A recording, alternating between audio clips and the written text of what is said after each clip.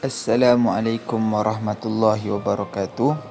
Kami daripada kumpulan 7 Grup Fiqh Muamalat dan Jinayat hari ini kami ingin membentangkan tentang tajuk poster kami, iaitu hak dan tanggungjawab luqatah.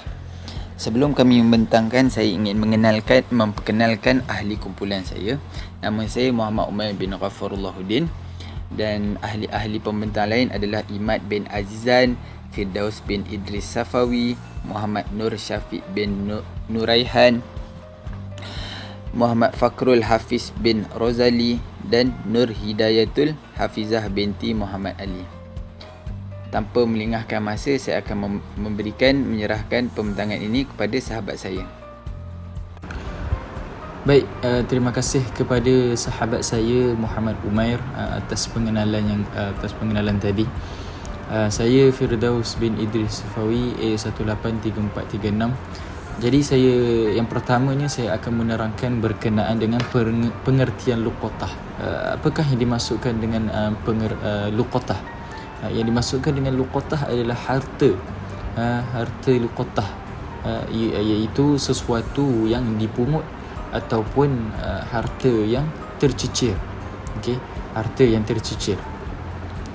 Selain itu, saya petik daripada Syekh Mustafa Al-Bugha di dalam kitabnya menyatakan bahawa luqatah mengikut syarak adalah sesuatu barang atau harta yang bernilai, suatu harta atau barang yang bernilai, yang ada nilai sesuatu barang tersebut, yang dijumpai di tempat yang tidak mempunyai pemiliknya dan tidak mengetahui hak pemilik tersebut. Jadi difahamkan bahawa apa yang dimaksudkan dengan luqatah itu adalah sesuatu barang, sesuatu barang yang bernilai, yang mempunyai harga. Kita jumpa di mana-mana sahaja yang barang tersebut tidak ada pemiliknya dan tidak tahu siapakah pemiliknya. Jadi di dalam poster ini kami menerangkan tanggungjawab apabila kita berjumpa dengan harta-harta luqatah ini, dan dalil-dalil dan hukum-hukum luqatah ini dan sebagainya. Seterusnya saya akan serahkan kepada sahabat saya Imad. Terima kasih. Assalamualaikum warahmatullahi wabarakatuh. Jadi untuk harta luqatah ini terdapat beberapa dalil yang berkaitan. Jadi antara beberapa yang kami cari, saya akan ceritakan dua lah daripada dalil ini. Yang pertama daripada hadis riwayat Al-Bukhari, kenalilah akan ikatan yang mengikat harta tersebut serta bekasnya, kemudian hebahkanlah selama setahun. Sekiranya kamu tidak menemui tuannya, maka kamu boleh memilikinya dan membelanjakannya, dan hendaklah ia dijadikan sebagai barang simpanan di bawah jagaan kamu. Sekiranya pada suatu hari datang tuannya kepada kamu, maka berikanlah kepadanya. Itu hadis yang pertama lah. Kemudian hadis yang kedua, Zaid bin Khalid Al-Juhani meriwayatkan seorang lelaki bertanya Rasulullah sallallahu alaihi wasallam berkenaan dengan harta luqatah. Lalu baginda bersabda, hebohkanlah harta tersebut selama setahun. Hadis ini juga hadis riwayat Al-Bukhari dan Muslim. Jadi itu sahaja untuk bahagian dalil. Seterusnya, hukum dan situasi pengambilan harta al-luqatah. Berkenaan dengan hukum pengambilan harta al-luqatah, fuqaha berbeza pendapat berkenaan dengannya. Mazhab Syafi'i dan mazhab Hanafi membolehkan kita mengambilnya ini kerana seseorang itu wajib menjaga harta saudaranya, manakala mazhab Maliki dan mazhab Hambali melarangnya. Berkenaan dengan hal ini, Syekh Mustafa Bugha menggariskan beberapa pembahagian. Yang pertama, sunat mengambilnya bagi seseorang yang beramanah dan mampu menjaganya sekiranya merasakan kemungkinan barang yang dijumpai itu akan hilang. Yang kedua, harus mengambilnya bagi seseorang yang beramanah dan mampu menjaganya sekiranya merasakan barang itu tidak hilang. Yang ketiga, wajib mengambilnya bagi seseorang yang beramanah dan mampu menjaganya sekiranya meyakini barang itu akan hilang apabila tidak mengambilnya. Ini kerana menjaga harta orang Islam itu adalah wajib.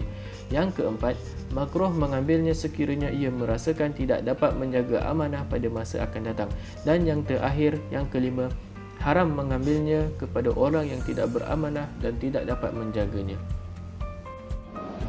Seterusnya, tanggungjawab ataupun peranan penemu secara amnya mempunyai 4 bahagian yang perlu dilalui. Yang pertama, ketika penemu mahu mengambil harta luqatah tersebut, menurut Hanafiah memerlukan kepada 2 orang saksi, manakala menurut jumhur pula tidak memerlukan saksi, dan penemu wajib menjaga harta itu.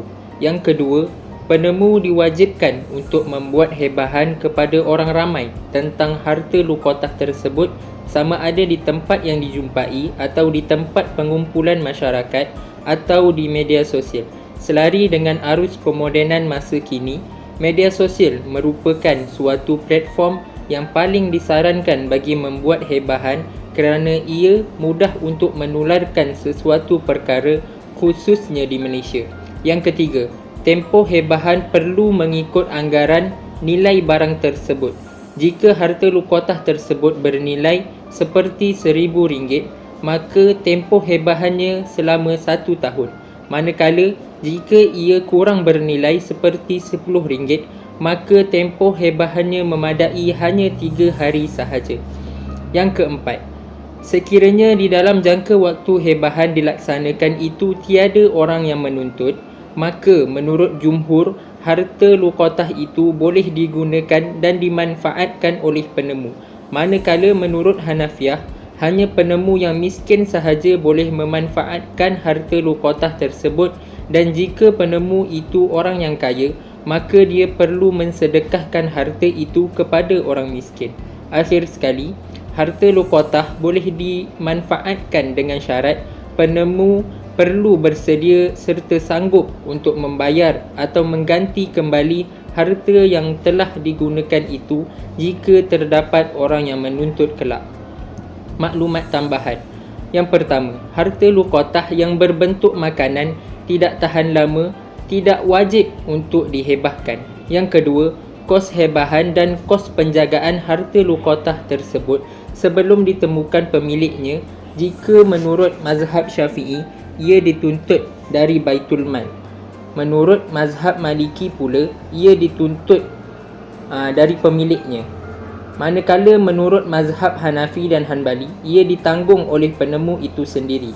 Yang ketiga, jika ada orang yang menuntut dan mendakwa pemilik harta tersebut, maka perlulah diteliti dengan bukti yang kukuh dan sesuai, atau memiliki 2 orang saksi yang membenarkannya.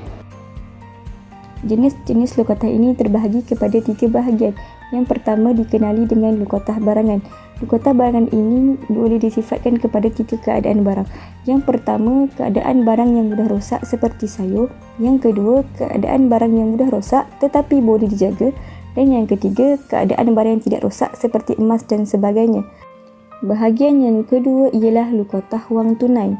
Dan yang ketiga, luqatah haiwan.